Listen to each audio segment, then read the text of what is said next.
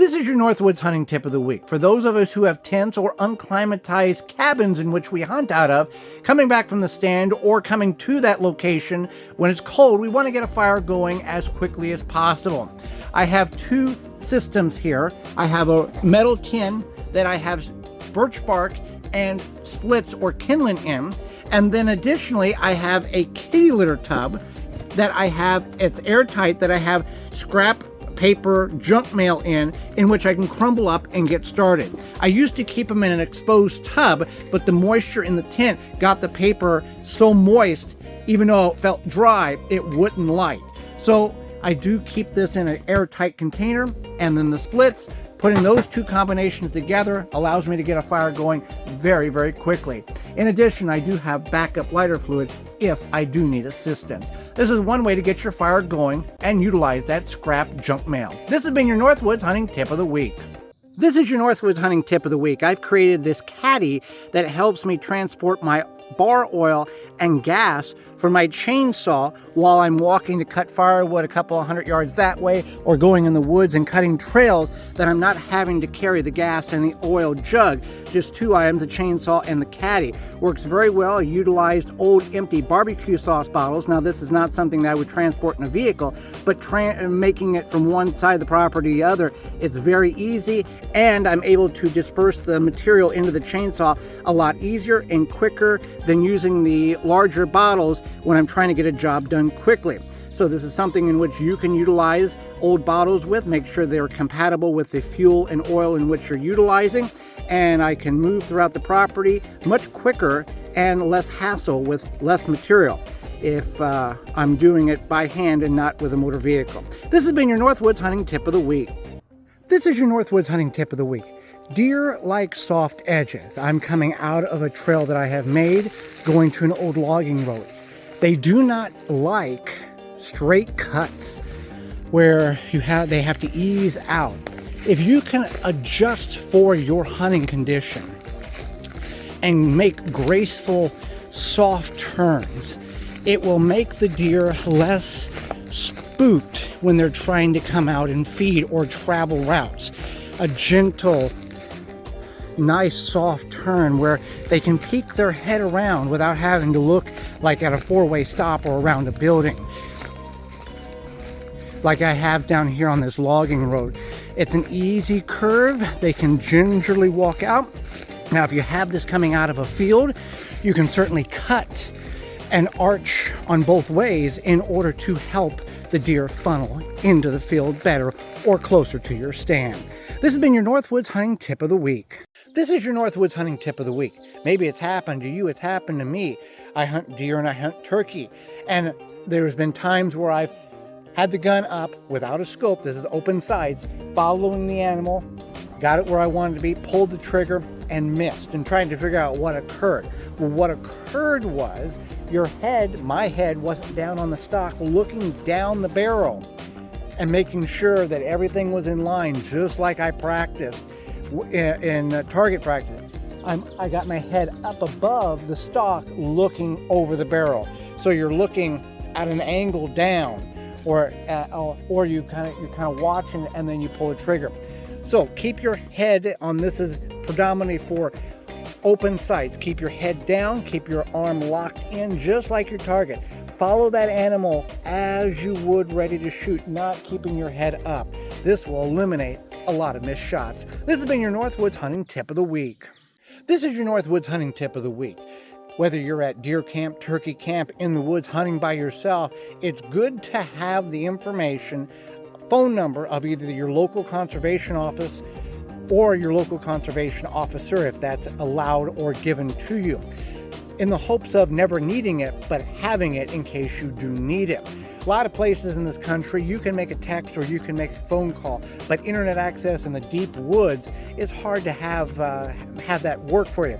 So having that information at camp or on you, in case you see something that is out of place or somebody doing something they shouldn't be doing. Don't try to be the officer yourself. Get the information, take a few pictures, maybe a video, back away from the situation. Don't involve yourself, because people get injured when they're trying to stop somebody from doing something, because there's people out there wanting to do things that's not right, and they don't care whether you're around or not. This has been your Northwoods Hunting Tip of the Week. This is your Northwoods Hunting Tip of the Week. Where you see the ladder is where we have an elevated 3.0 Tacticam overlooking this old logging road. Beyond that is a pallet blind, which I harvested 2 deer out of this past year. I'm going to bring in a box blind or a pop-up blind that will go here overlooking this logging road for my wife to hunt out with a crossbow this fall. I'm creating a food plot of clover here on this logging road. We've had deer multiple days travel down this road. It is a travel route. And in the spring and the summer, we're trying to bring the deer in the fall months. This is only about 11 foot wide by about 30 to 40 foot long. I'm using a no-till clover, low light, 4 hours plus, in order to establish a feeding area. Now, this is not going to be something that may sustain a herd, but my point is, you do not need a 2 or 3 or 4 acre plot in order to think you need to have that in order to put a food plot in. This small area will do quite well, letting the deer know that there is good vegetation here, and giving my wife the best opportunity in order to harvest her first deer this fall. This has been your Northwoods Hunting Tip of the Week. This is your Northwoods Hunting Tip of the Week. We have Tacticams on our property and have had them years before Tacticam started sponsoring these weekly hunting tips. We have 2 Reveal X Pros on the property, 1 Reveal X, and we recently have now on the property 2 3.0 Pros and 1 3.0. The 3.0 and the 3.0 Pro, if you financially can advance your trail cameras to that model, upgrade them, it is the way to go. That embedded SIM card that will bounce off AT&T or Verizon, whichever network is stronger, is so much simpler to operate the cameras in and around your property. On my property, we have a very low cell service, and with the older models, I have to bring the cell camera 20 minutes back to camp where I have a signal, then switch the SIM cards, take it back in the woods, hook it up, and then come back to camp to see if I have a picture, or call my wife, who is 3 hours away at our residence, and see if she's received that picture. I hook the 3.0s up, Pro or Standard, anywhere on the property, hit the button, and they fire off a picture each day for the check-in and anything that walks around. Not that they are a sponsor, which I appreciate them very much being a sponsor of these, but I would buy them and use them even if, and have done so prior to the sponsorship that they've offered me for this year. A very well-respected product, and it works for me every time, these new models, and I would advise and encourage you to get those as well. This has been your Northwoods Hunting Tip of the Week. This is your Northwoods Hunting Tip of the Week. As we see year after year the decline of hunters in the woods, states make different changes to their laws and open up opportunities for hunters to spend more time in the woods, and encourage new hunters to do that. Growing up in Southern Illinois in the 90s, crossbow hunting was not a thing unless you qualified to be a certain level of disablement to require or request and be granted a permit. Now many states allow crossbow hunting to be a general weapon of choice in the fall.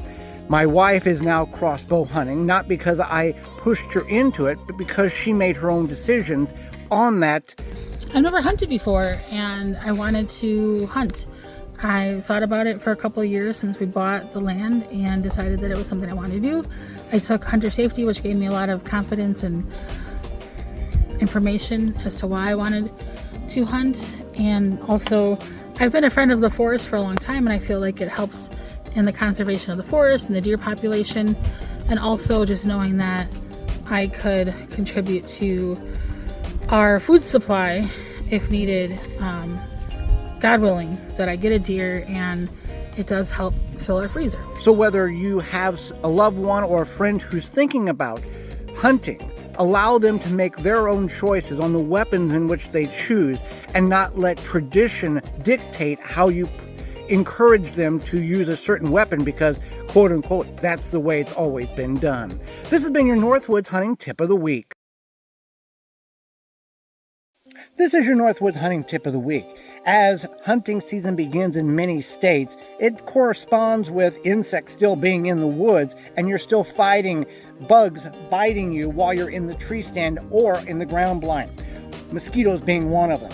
One option that you can exercise is getting something like a thermocell. Now caution, this will work well if the wind is in your favor or if there is no wind, especially in a ground pop-up blind where you're going to have a window down at a certain point or leave it down on a certain area that you know deer are coming in, so you have minimal amount of movement.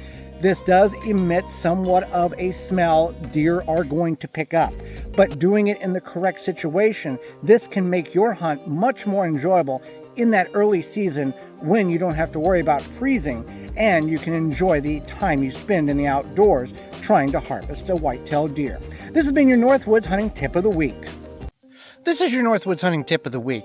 We spend hours in the woods enjoying the art of hunting and harvesting animals in which we enjoy to eat. Many of us butcher out our own animals so we can have complete control of the process and know what has happened and the specific cuts of meats in which we are wanting to consume later in the year.